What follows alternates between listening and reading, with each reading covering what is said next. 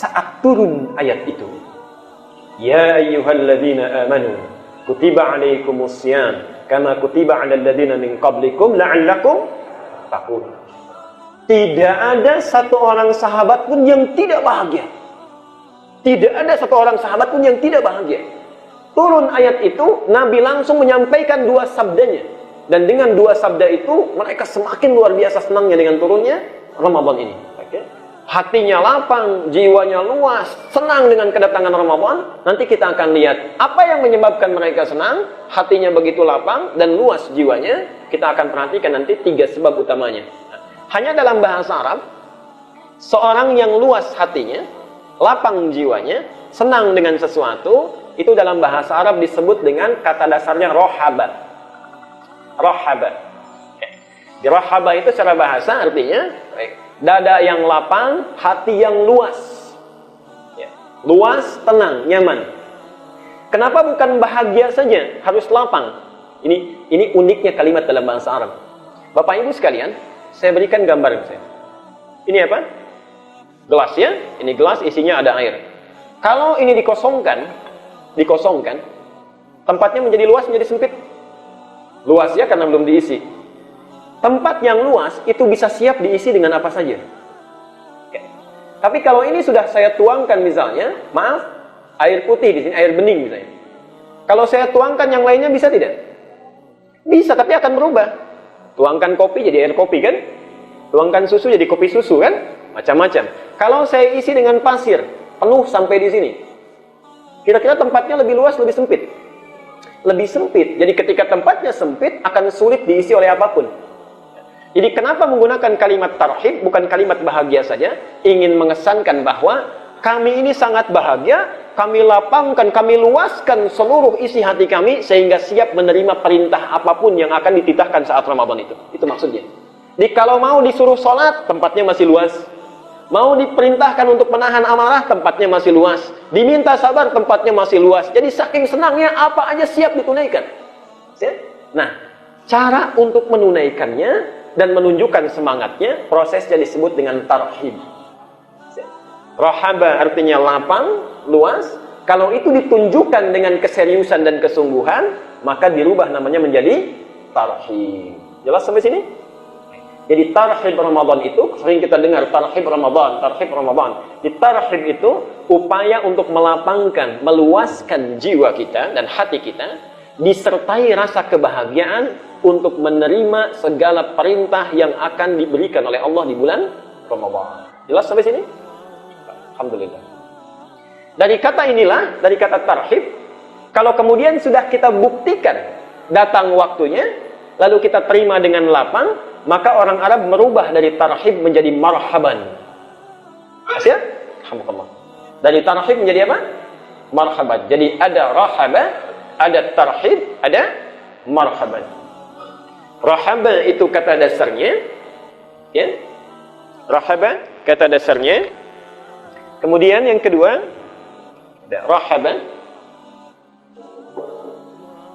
Prosesnya yang dilakukan dengan kesungguhan itu disebut dengan tarhib. Jadi ada orang yang baru rahaba saja, ada orang yang sudah tarhib. Kalau yang baru rahaba saja, hati lapang, hati lapang. Tapi kalau yang tarhib, dia siapkan dari sekarang. Lapangkan hatinya, dilatih dengan banyak menunaikan siyam sunnah dan seterusnya ya. Baik, karena itu nanti di antara tarhib Ramadan ditunjukkan oleh lagi-lagi hadis Aisyah radhiyallahu anha. Orang yang sudah tarhib itu sejak masuk bulan Sya'ban, lihat kata Aisyah, Al-Bukhari bab siyam nomor hadis yang ke-8. Kata Aisyah, saya tidak pernah melihat Rasulullah sallallahu alaihi wasallam banyak menunaikan siyam sunnah kecuali di bulan Sya'ban. Jadi sejak Sya'ban pun dia sudah banyak melatih dirinya dengan puasa sunnah, menyiapkan dirinya untuk masuk di Ramadan. Karena kalau sudah dia biasakan akan semakin biasa nanti. Itu tarhib namanya. Jadi bukan sekedar ya saya tarhib, apalagi bikin acara tarhib Ramadan isinya makan-makan ya nggak sesuai. Okay? Nah ini yang dimaksudkan. Atau hadis Nabi SAW bukan hanya itu. Hadis Nabi SAW, perhatikan, At-Tirmidzi nomor hadis 665. At-Tirmidzi nomor hadis 665. Apa yang disampaikan di situ? Beliau ini atau orang yang tarhib ini itu selalu memperbanyak doanya bahkan sampai di penghujung Sya'ban. Allahumma ahillahu alaina bil yumni wal iman was salamati wal islam rabbi wa rabbukam Allah. Kenapa tidak ada yang nyambung? Belum hafal doanya? Bukankah sudah saya tulis ini? Baik. Itu diperbanyak doa itu, Bu, Pak. Karena kita belum tentu tahu sampai tidak ke bulan Ramadan. Jangan-jangan pulang dari sini ada yang wafat. Mungkin. Bisa saya duluan, bisa Ibu duluan. Pak Ketua DKM jangan, karena belum umroh kita. Baik ya. Bisa itu bisa terjadi. Karena itu diperbanyak doa kepada Allah, minta, hati-hati ya. Nanti ada 2 doa, hadisnya itu mungkar. Dan itu yang sering dibaca, itu yang keliru.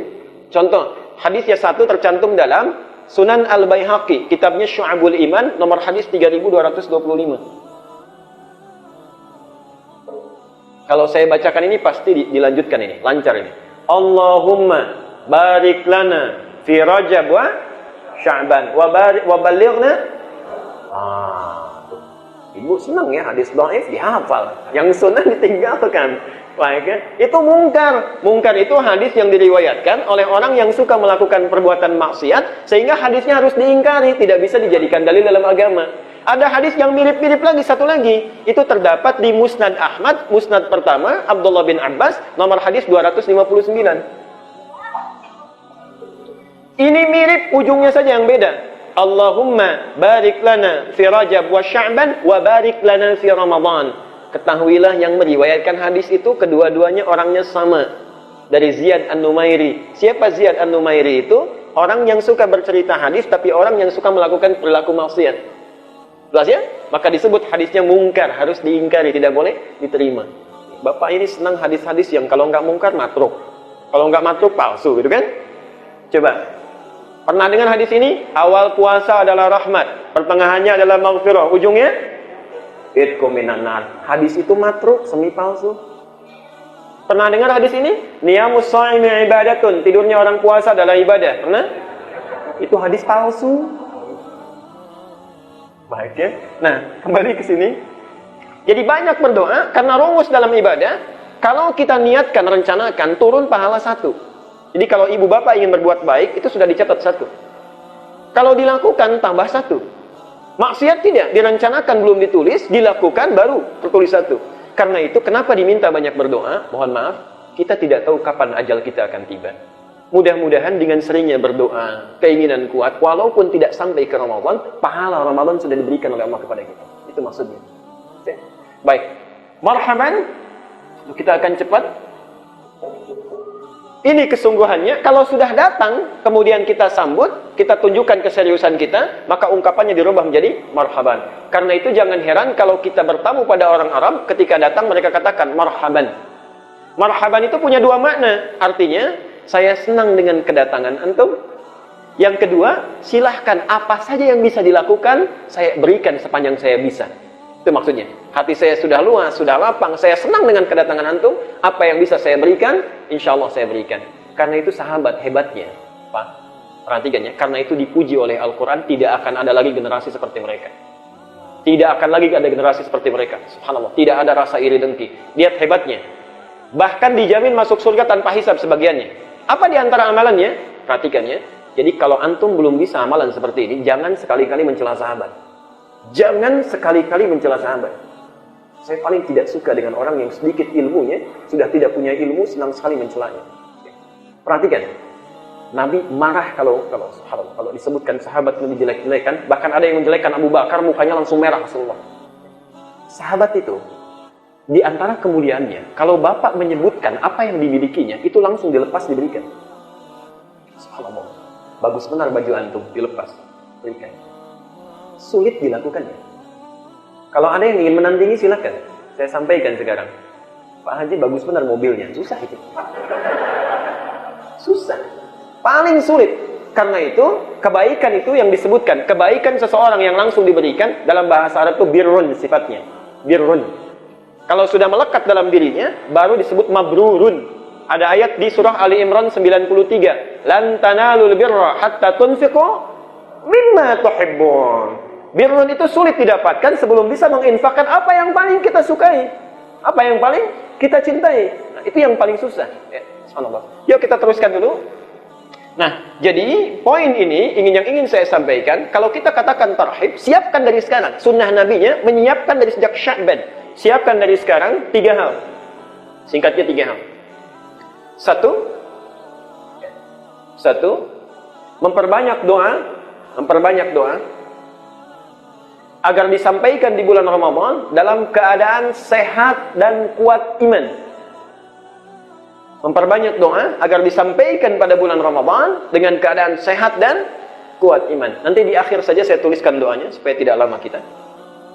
Yang kedua, berlatih memperbanyak siyam sunnah.